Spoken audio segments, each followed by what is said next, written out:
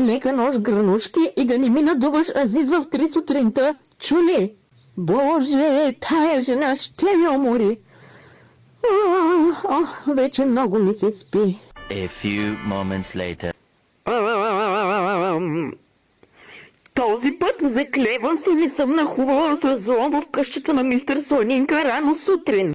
Мирите ли, иначе вече съм тук, отивам до Кенефа, защото Гранушка отново е запушила нашия. Башледа!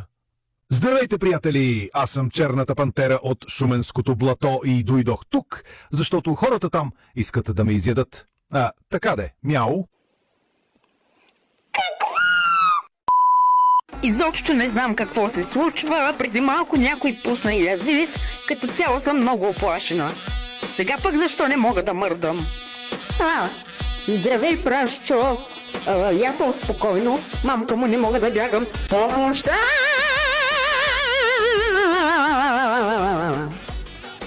Моля, всичко това е било просто сън?